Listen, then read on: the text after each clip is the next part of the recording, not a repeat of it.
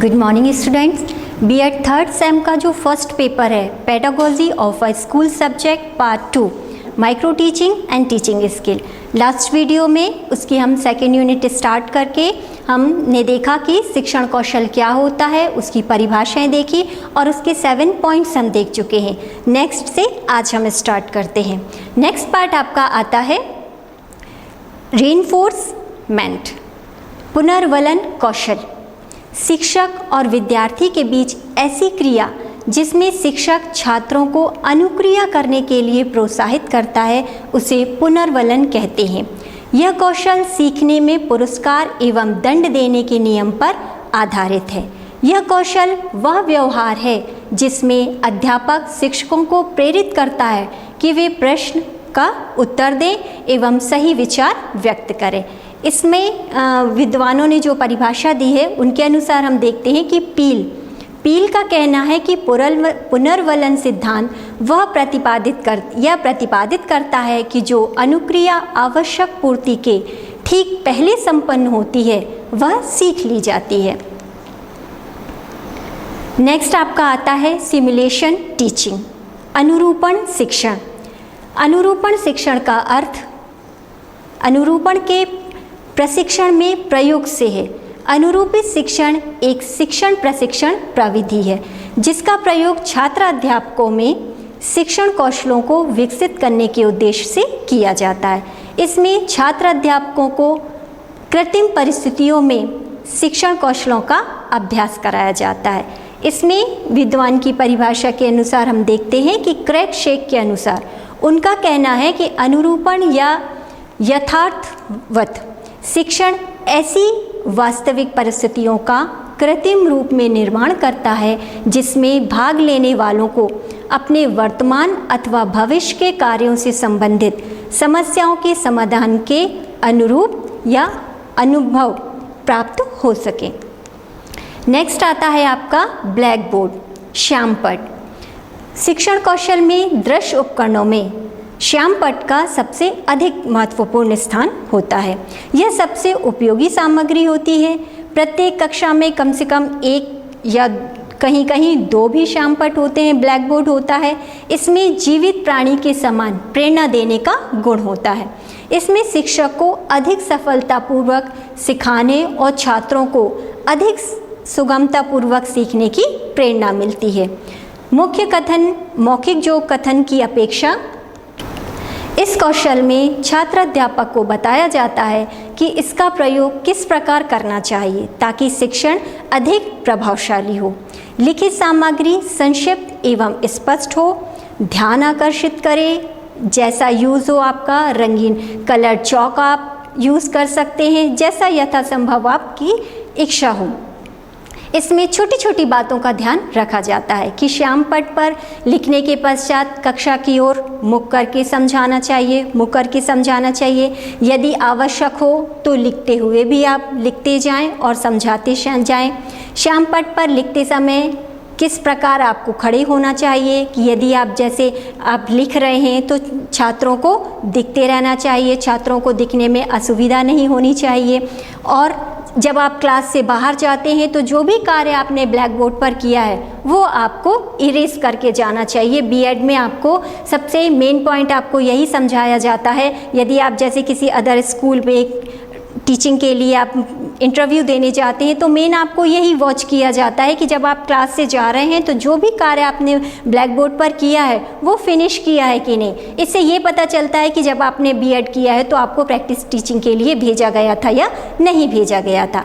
सरल शब्दों में हम कह सकते हैं कि श्यामपट अध्यापक के व्यक्तित्व का दर्पण होता है, क्योंकि उससे आपकी राइटिंग का पता चलता है, उसमें आपकी कितना आप में आर्ट है। यदि आप कोई फिगर अच्छे से बनाकर सिखाते हैं, राइटिंग आप बहुत अच्छे से लिखते हैं, आप उसमें डेट टॉपिक और क्लास में कितने स्टूडेंट हैं, ये सारी चीज़ें ब्लैक बोर्ड पर शो की जाती है। तो जैसे ही कोई टीचर या अदर कोई क्लास में एंटर होता है तो ये सारी चीज़ें देखकर वो समझ जाता है कि आपने प्रॉपरली बीएड की टीचिंग का जो है वो बेनिफिट लिया है, आप उसमें दक्ष हैं। नेक्स्ट हम देखते हैं 11 नंबर पर आपका पॉइंट आता है इफ़ेक्टिव कम्युनिकेशन। प्रभावशाली शिक्षण अधिगम कौशल के लिए प्रभावशाली संप्रेषण आवश्यक होता है। इसमें हम देखते हैं हर्बर्ट के अनुसार, हर्बर्ट का कहना है कि शिक्षण का प्रमुख कार्य विचारों, तथ्यों एवं सूचनाओं को छात्रों तक पहुंचाना होता है। शिक्षक इसके लिए जितनी प्रभावशाली ढंग से उनका संप्रेषण करता है वह उतना ही सफल शिक्षक कहलाता है। 12 नंबर पर आता है आपका रिकॉग्नाइजिंग एंड अटेंडिंग बिहेवियर, व्यवहार की पहचान एवं ध्यान। अध्यापक द्वारा दिया गया कथन, भाषण सफल तभी माना जाता है जब शिक्षक उसके द्वारा कुछ सीखें, और सीखने के लिए आवश्यक है कि अध्यापक उस विषय वस्तु में तो निपुण हो ही, साथ ही वह पाठ में छात्रों के ध्यान को आकर्षित कर उसे स्थायी रख सके। ध्यानाकर्षण के साथ साथ अध्यापक छात्रों के व्यवहार को देखकर यह अंदाज लगा सके कि कौन सा छात्र उचित ध्यान दे रहे हैं और कौन से नहीं दे रहे हैं, और यदि उनका ध्यान नहीं है तो उन्हें कैसे प्रेरित किया जाए।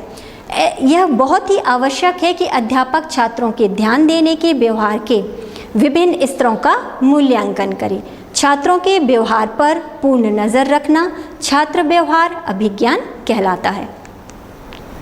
इस कौशल के विभिन्न घटक भी होते हैं, जैसे छात्रों के अवधान व्यवहार का पुरस्करण। यदि बच्चा डिस्टर्ब कर रहा है क्लास में तो आपको कैसे उसको पनिश करना है, आपको इंस्ट्रक्शंस देना है, उनसे प्रश्न पूछना है, क्वेश्चन पूछना है आपको।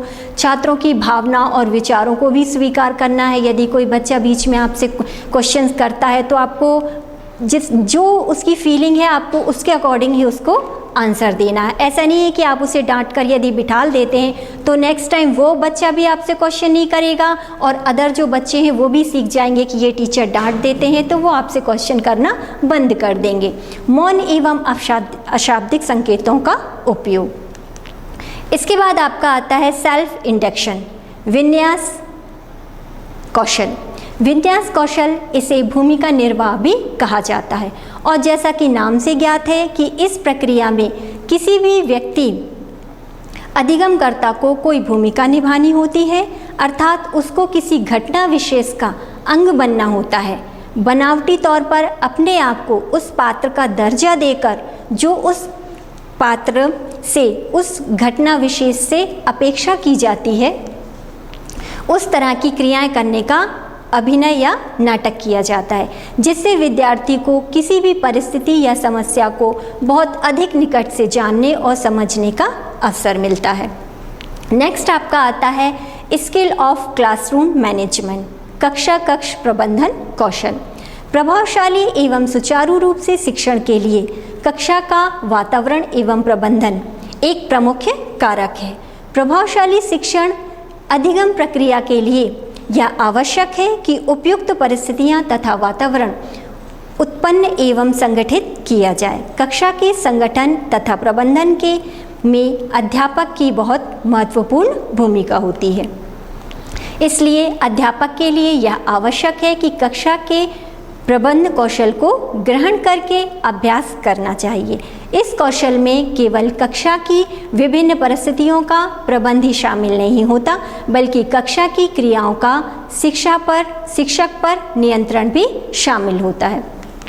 नेक्स्ट हम देते हैं प्लानिंग रिपीटेशंस, नियोजित पुनरावृत्ति। नियोजित पुनरावृत्ति का अर्थ विद्यार्थियों में कौशल व ज्ञान को बढ़ाकर उनमें नियोजित रूप से अभ्यास को पुनः समझाने और याद करने से होता है। नियोजित पुनरावृत्ति कौशल का प्रयोग मुख्य रूप से शब्द, सिद्धांत या अवधारणा की व्याख्या करने और उसके प्रबलन से होता है। इस कौशल के अंतर्गत भिन्न भिन्न दृष्टिकोण से प्रमुख बिंदुओं की विस्तार से व्याख्या की जाती है ताकि छात्र सही तरीके से याद रख सकें। सरल शब्दों में कहा जाए तो शिक्षक अपने पाठ को प्रभावी बनाने के लिए इस कौशल को अपनाते हैं। नेक्स्ट हम देखते हैं स्टिमुलेशन वेरिएशन स्किल, उद्दीपन परिवर्तन कौशल। अध्यापक कक्षा शिक्षण के समय छात्रों का ध्यान आकर्षित करने के लिए अपनी शिक्षण क्रिया में भिन्नता लाता है। इसके लिए वह विषय वस्तु की व्यवस्था, छात्रों की रुचि, पूर्व ज्ञान, कक्षा का स्तर तथा मानसिक शक्तियों को ध्यान में रखते हुए उसके अनुरूप शिक्षण करता है। इस प्रकार इस प्रयोजन के समय वह सभी छात्रों के पास जाकर प्रश्न पूछता है, कभी हाथों के इशारे करता है और अपने चेहरे के हाव भाव में परिवर्तन लाता है। सहायक सामग्रियों का प्रयोग उचित रूप से करता है।